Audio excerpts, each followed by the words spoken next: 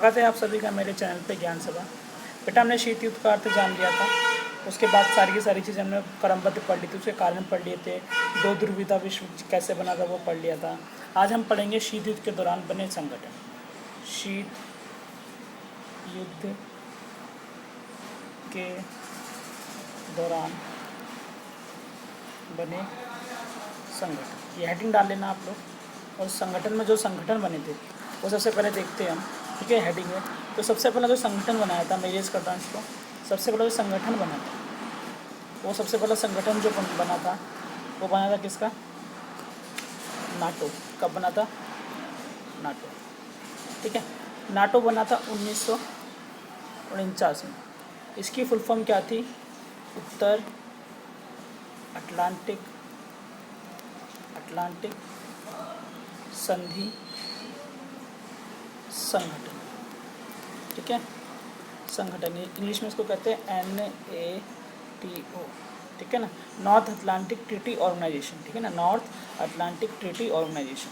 तो इसमें स्थापना हुई थी। ये संगठन था क्या बेटा? तो फिर मैं इरेज करके बताता हूँ। तो बताता हूँ मैं तुम्हें। नाटो संगठन पश्चिमी यूरोप का संगठन था जिसमें पूंजीवादी मिटा रहा हूँ, तुम रोक के देख लेना। पूंजीवादी विचारधारा के देश शामिल थे।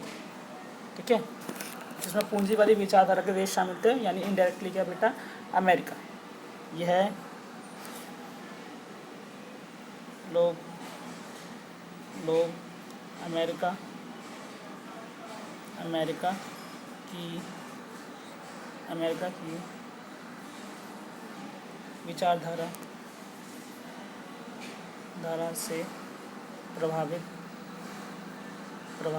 या पीछे देखेंगे, प्रभावित थे। इसकी अगुवाई अमेरिका कर रहा था। इसकी अगुवाई कौन कर रहा था? अमेरिका कर रहा था। ठीक है, तो सिंपल समझ गए आप लोग। उसके बेटा देखो, देश बोलता है। और इसने घोषणा की थी, क्या थी? इसकी एक घोषणा थी। वो घोषणा क्या थी वो थोड़ा ध्यान से देखना। वो घोषणा थी बेटा। इसने घोषणा की थी। क्या की थी? यदि नाटो के एक देश पर भी हमला होगा तो वह संपूर्ण नाटो पर हमला माना जाएगा। नाटो पर हमला। ठीक है ना, आप रोक के लिख लेना। ठीक है ना, नाटो पर हमला माना जाएगा। इतना ध्यान रखना बेटा। देखो, जो करारों से बाहर कुछ नहीं आएगा। तो घोषणा करी थी नाटो में। ठीक है, अब इसके बाद क्या हुआ? नाटो में जो देश है 2-4 वो याद कर लो। जैसे फ्रांस, इसमें शामिल देश जो थे, फ्रांस था, ब्रिटेन, अमेरिका, इटली। ठीक है ना, ब्रिटेन, फ्रांस, अमेरिका, इटली। इसके बाद और तुम्हें लिखना है तो स्पेन लिख लो। क्या लिख लो? स्पेन। ठीक है ना, 5 के नाम तुम्हें याद रहना चाहिए। फ्रांस हो गया तुम्हारा, ब्रिटेन हो गया, अमेरिका हो गया, इटली हो गया, स्पेन हो गया। तो ये देश के नाम याद कर लेना। और एक मैंने तुम्हें बताया था उस दिन ही, क्या बताया था? पश्चिमी जर्मनी। क्या? पश्चिमी जर्मनी। ठीक है, और जो नाटो है, नाटो वर्तमान समय पर भी सक्रिय है। ये वर्तमान समय भी सक्रिय है। लगभग इसमें 28 राष्ट्र भी वर्तमान में। बाकी कुछ करेक्शन होगी तो मैं बता दूंगा। ठीक है ना, तो अभी वर्तमान समय भी सक्रिय नाटो। इसके बाद जो अब देखो, इन्होंने बना लिया। ये दोनों सैनिक संगठन थे, मतलब इसमें सारे के सारे सेना के रूप में अपने देश जो तैयार करते थे और विपरीत विचारधारा के खिलाफ लड़ते थे। अब जो इसके विपरीत बना वो था वारसा। कौन सा बना? वारसा। ठीक है, तो इसकी स्थापना 1955 में की गई। कब की गई थी इसकी स्थापना? 1955 में की गई थी, पहला पॉइंट है। ठीक है, फिर क्या हुआ इसमें, आगे देखते इरेज करते। फिर दूसरा पॉइंट इसमें क्या हुआ, यह संगठन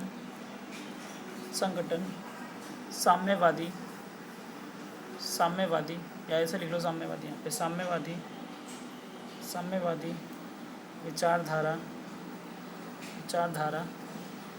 पर आधारित था। ये साम्यवादी विचारधारा पर आधारित था, तो इसी कारण इसकी जो अगुवाई थी,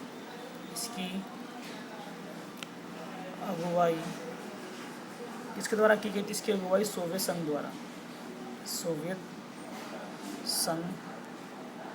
द्वारा की गई थी। अब थी क्यों? क्योंकि बेटा थी इसलिए लिखा मैंने क्योंकि जब शीत युद्ध खत्म हुआ तो ये भी वार्सा भी अपने साथ ही चल पड़ा, इसका भी कोई अस्तित्व नहीं रहा। ठीक है, और उसके देशों का नाम लिख लो। तो देश कौन कौन से आ जाएंगे इसमें? चेकोस्लोवाकिया ये देश है, चेकोस्लोवाकिया। ठीक है, फिर सेकंड लिख सकते हो तुम पोलैंड, क्या लिख सकते हो? पोलैंड। फिर लिख सकते हो हंगरी। फिर एक चौथा सोवियत संघ, खुद सोवियत संघ। ठीक है, इसके बाद क्या लिख सकते हो तुम? इसके बाद तुम लिख सकते हो पूर्वी जर्मनी। ठीक है, और एक आता नाम बुक से देख लेना, बाकी मैंने आपको 4 नाम लिखवा दिए, चेकोस्लोवाकिया, पोलैंड, हंगरी, सोवियत संघ और पूर्वी जर्मनी। क्योंकि जर्मनी 2 भागों में बढ़ गया था, एक पश्चिमी जर्मनी था, एक पूर्वी जर्मनी था। बर्लिन की दीवार जो बनी थी ना, अभी इस पर भी हम डिस्कस करेंगे, बाकी ये देख लो। अब 2 अन्य संगठन बने, दो अन्य संगठन अमेरिका द्वारा बनाए गए। 2 अन्य संगठन अमेरिका द्वारा बनाए गए, इसका नाम था एक सीटो, और क्या नाम था? सीटो। क्या नाम था बेटा? सीटो। देखो, एक था तुम्हारा क्या? सीटो था, सीटो। ठीक है, एक सीटो था, SEATO, सीटो, और दूसरा था सेंटो। क्या था? सेंटो। अब इन दोनों की फुल फॉर्म देखते हैं, आगे आते हैं, फिर फुल फॉर्म देखते हैं। देखो, सीटो जो था, क्या था? सीटो। इसको हम क्या कहते हैं? देखो, ये अमेरिका द्वारा बनाया गया था ताकि एशियाई कंट्री पे वो अपना आधिपत्य, अपनी विचारधारा थोप सके, वहाँ पे बना सके। तो इसकी फुल फॉर्म थी South East Asian Treaty Organisation. ठीक है, ये इसकी फुल फॉर्म थी, South East Asian Treaty Organisation. Hindi में क्या कहेंगे? हिंदी में देखो, हिंदी में क्या लिखेंगे इसको? हिंदी में इसको लिखेंगे दक्षिण पूर्वी एशिया संधि संगठन। बेटा इसमें बेसिकली कौन से देश शामिल थे? जो दक्षिण पूर्वी एशिया के देश थे, जो नीचे की साइड है ना, दक्षिण पूर्व, जैसे थाईलैंड, इंडोनेशिया, ठीक है ना, फिलीपींस, ऐसे देश शामिल थे इसमें। अमेरिका ने वहाँ भी अपना वर्चस्व जुटाने का प्रयास किया था। और एक था सेंटो में क्या था? देखो, सेंटो में क्या था, तो हमने सीटो पढ़ा। और इसकी स्थापना कब हुई थी वो मैं बता देता हूँ। सीटो की स्थापना हुई थी बेटा, सीटो की स्थापना 1954 में, 1954 में सीटो की स्थापना की गई थी अमेरिका द्वारा। क्यों की गई थी? ताकि वो साउथ एशियन यानी दक्षिण पूर्वी एशियाई देशों में अपना आधिपत्य स्थापित कर सके। अब इसके बाद जो आया, इसके बाद देखो, इसके बाद आया सेंटो की भी स्थापना किसने की थी? सेंटो की भी स्थापना, इसकी फुल फॉर्म है सेंट्रल। देखो, सेंट्रल एक तीनों वर्ड जो है वो सेंट्रल के लिए। फिर ट्रीटी ऑर्गेनाइजेशन, इसकी स्थापना हुई थी 1955 में। इसका भी मुख्य उद्देश्य था 1955 है। ठीक है, इसका भी मुख्य उद्देश्य क्या था बेटा? जो केंद्रीय एशिया कंट्री ना, जैसे पाकिस्तान हो गया, इराक हो गया, ईरान हो गया, तुर्की हो गया, इन जगहों पर अपना आधिपत्य स्थापित करना, इसका मुख्य उद्देश्य था। ठीक है, 1955 में स्थापना की गई थी इसकी। तो हमने जितने भी संगठन जो बने थे वो हमने पढ़ लिए शीत युद्ध के दौरान। ठीक है, कौन कौन सा बना था? नाटो, वार्सा, फिर सीटो और सेंटो। ठीक है, अब आओ बेटा, एक आता है क्वेश्चन पेपर में। वो क्वेश्चन क्या आता है? वो क्वेश्चन इस प्रकार का आता है बेटा, देखो वो क्वेश्चन आता है कि बड़ी महाशक्ति क्योंकि जो सीटो सेंटो था ना, इसमें सारे एशिया के छोटे देश शामिल थे, ठीक है। बड़ी महाशक्ति छोटे देशों के साथ क्या कहते हैं, गुट क्यों बनाती है। तो ये पॉइंट डालना, और मैं तुम्हें एक चीज़ बताऊंगा छोटी छोटी से, वो लिखते जाना। देखो बेटा, जितने भी बड़े महाशक्ति है ना, जैसे अमेरिका और सोवियत संघ, इन्होंने शीत युद्ध में अपना वर्चस्व स्थापित करने के लिए उन्होंने क्या किया था, छोटी छोटी जो महाशक्तियाँ थी, छोटी छोटी जो देश थे, उस समय उनसे ना, उन पर अपने विचारधारा थोपे, ठीक है ना, उनको सहायता दी ताकि वो क्या हो सके, उनकी तरफ आ सके। अमेरिका ने पूरा प्रयास किया, सोवियत संघ ने पूरा प्रयास किया इसके लिए। तो सबसे पहले क्यों किया था, देखो ये देखते हैं। पहला पॉइंट लिखेंगे, पहले इसको इरेज कर देता हूँ मैं। पहला पॉइंट कैसे लिखेंगे हम, पहला पॉइंट जो आएगा आपका, वो आएगा पहला पॉइंट, सबसे पहला पॉइंट हम लिखेंगे भू क्षेत्र पर अधिकार करने हेतु। अब इसका मतलब समझो, भू क्षेत्र, मान लो मैंने किसी छोटे देश से मैंने अपना वो कर लिया समझौता, क्यों, ताकि मैं भू क्षेत्र उसका अपने अंडर ले सकूं। अपने अंडर का मतलब, मान लो मैंने उससे कुछ समझौते किए और मैंने उसकी भूमि ले ली कुछ, और वहाँ पे मैंने अपने हथियार वगैरह रख दिए। तो बड़ी महाशक्तियाँ यही करती है, उसके भू क्षेत्र पर अधिकार करने के लिए वो क्या करती है बेटा, छोटे देशों से क्या करती है, संबंध बनाती है, गुट बनाती है, ठीक है। अब सेकंड पॉइंट क्या होगा, सेकंड पॉइंट संसाधन कैसे, कच्चे माल और खनिज पर आधिपत्य का मतलब होता है नियंत्रण, आधिपत्य करने हेतु। तो इसलिए क्या करती है, संसाधन, क्योंकि बेटा जो छोटे देश होते हैं ना बेटा, उनके पास रिसोर्स बहुत होते हैं। मान लो भारत के पास किस कच्चे माल की तो भरमार है, ठीक है ना, तो उनके पास रिसोर्स होते हैं, उन पर ही जो बड़ी देश होती है कब्जा करना चाहते हैं, ठीक है।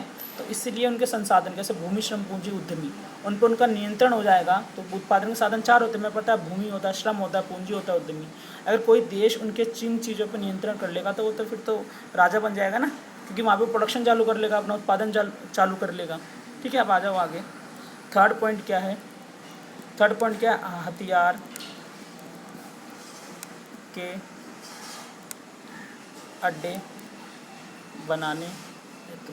अब ये बड़ी महाशक्ति सबसे ज़्यादा करती है, क्या करती है, कैसे, तुम्हें एक इंसिडेंट बताता हूँ।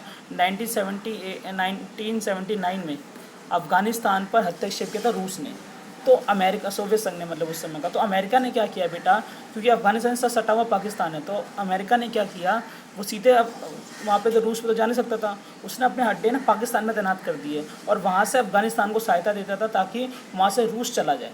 वहाँ के कुछ वर्ग ऐसा था जहाँ पे वो ना अमेरिका अपने पाकिस्तान के द्वारा वहाँ पे हथियार देता था, तो उसने पाकिस्तान से गुट बना लिया और वहाँ पे अपने अड्डे तैनात कर दिए, ठीक है, समझ गए बात को।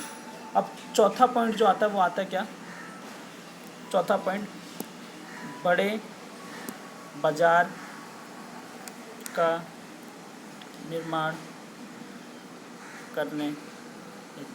अब बड़ी शक्ति क्या करती है बेटा, हेतु के लिए भी लिख सकते हो।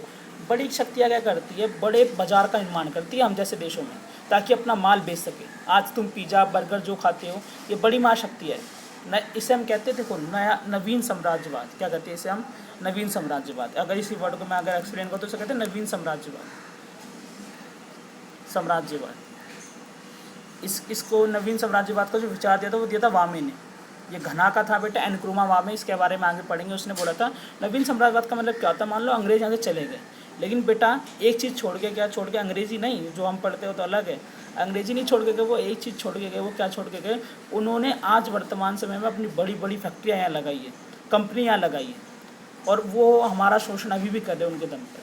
तो इसे कहते हैं नवीन साम्राज्यवाद। ये आता किसके कारण है, वैश्वीकरण के कारण। किसके कारण आता है, वैश्वीकरण के कारण, ठीक है। तो ध्यान रखना, समझ में आ गया है। अब देखो इस चैप्टर में बेटा 3 चीज़ें रही है।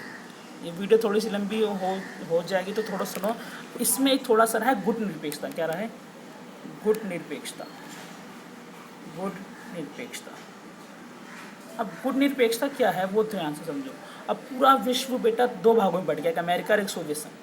तो कुछ ऐसे देश थे जो दोनों में मिलना नहीं चाहते थे, तो उनके लिए ही एक वो बना मंच, जिसको हमने क्या बोला, गुट निरपेक्षता। इसको कहते हैं नॉन मूवमेंट ठीक है ना, या नॉन अलायंस भी कहते हैं, नॉन अलायंस। ये कहीं नहीं मिले थे, ये दोनों जो थे ये मूवमेंट वाले, ये लोग कहीं नहीं मिले थे। ये लोग अब कहते थे हम अपना विकास खुद करेंगे, हम दोनों महाशक्ति में मिलना नहीं चाहते, ठीक है। तो अब इसकी इतिहास देखते क्या था। तो इसमें हम लिखते सबसे पहले गुण निरपेक्ष हेडिंग डालना, और जो लिखवा रहा हूँ वो लिखते जाना। संपूर्ण देखो बेटा, जल्दी जल्दी लिखूंगा मैं तभी कुछ होगा, वरना तो वीडियो इतनी लंबी बन जाती है क्या नहीं, बाद में फिर अपलोडिंग में दिक्कत आती है, ठीक है। देखो अब आते हैं, संपूर्ण विश्व 2 भागों में विभाजित हो गया था, ठीक है ना, पहले ही लिखना है। फिर इसके बाद परंतु कुछ राष्ट्रों ने दोनों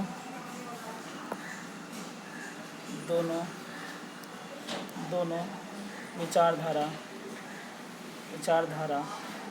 में न शामिल होने का निर्णय लिया तथा एक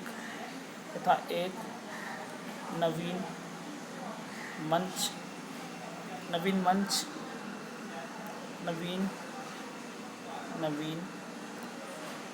मंच की शुरुआत की, जिसको गुट निरपेक्षता के नाम से जाना गया। तो बेटा अब उन दोनों में से किसी में शामिल नहीं हुए, लेकिन उन्हें कुछ तो करना था ना, तो इसलिए उन्होंने एक नया मंच खोजा, जिसे हम क्या बोला, गुट निरपेक्षता।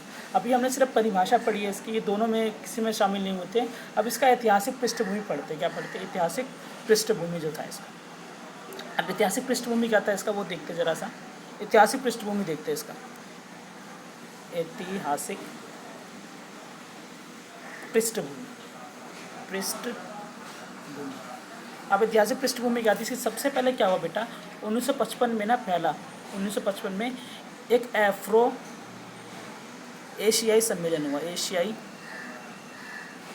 सम्मेलन, एशियाई सम्मेलन हुआ। कहाँ पर हुआ था, इंडोनेशिया में। कहाँ हुआ था, इंडोनेशिया में होता एफ्रो एशियाई सम्मेलन, ठीक है। 1900 यहाँ पे होता है, गुट निरपेक्षता की बात यहीं की गई थी सबसे पहले, एफ्रो एशियाई सम्मेलन हुआ। और यहाँ पे ना 3 लीडर थे। कौन थे 3 लीडर, वो मैं लिख रहा हूँ गेस करके। 3 लीडर थे, देखो। एक यूगोस्लाविया के क्या थे, यूगोस्लाविया के नेता थे टीटो। क्या थे, टीटो थे, देखो गेस करो, टीटो थे, ठीक है। एक ये थे, यहाँ पे मिले ये, ठीक है। एक थे तुम्हारा मिस्र के, किसके, मिस्र के कौन थे, नासिर, ठीक है ना। एक टीटो थे, मिस्र के थे नासिर। और भारत की जो अगुवाई कर रहे थे वो कौन कर रहे थे, मिटाए तो पंडित जवाहरलाल नेहरू। यहाँ पे तीनों मिले थे ये। भारत के कौन थे, पंडित जवाहरलाल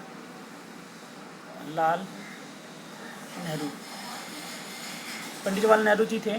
तो इन्होंने यहाँ पे सबसे पहले वकालत की कि हम जैसे देशों के लिए भी, क्योंकि यूगोस्लाविया भी उस समय नया था, मिस्र भी एकदम नया था, ठीक है ना।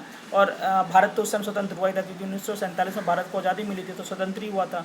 तो इनमें से सब ने वकालत की थी, हम ऐसा कुछ होना चाहिए, हमारे लिए भी एक अलग मंच होना चाहिए जहाँ पर हम अपना विकास कर सकें। तो बेटा क्या हुआ, इनको ना समर्थन मिला। क्या मिला इनको, समर्थन मिला 2 और नेताओं का। वो 2 और नेता कौन थे वो देखो। एक थे इंडोनेशिया के सुकरानो, जहाँ पे सबमिशन हुआ था ना ये, वहीं के थे सुकरानो। कौन थे, सुकरानो, वहाँ के थे एक सुकरानो। तो सेकंड पॉइंट लिखोगे, इनको समर्थन मिला। किसका मिला, तो पहला मिला इंडोनेशिया के सुकरानो शुक्राणु। और दूसरा समर्थन किसका मिला? दूसरा समर्थन मिला, देखो दूसरा समर्थन मैं लिखता हूँ। दूसरा समर्थन जो इनको मिला वो मिला, दूसरा समर्थन जो मिला वो मिला क्या? दूसरा समर्थन इनको मिला जो तुम्हारा घना था, एक घना कंट्री है, घना कंट्री है, वहाँ का एक नेता था, घना के नेता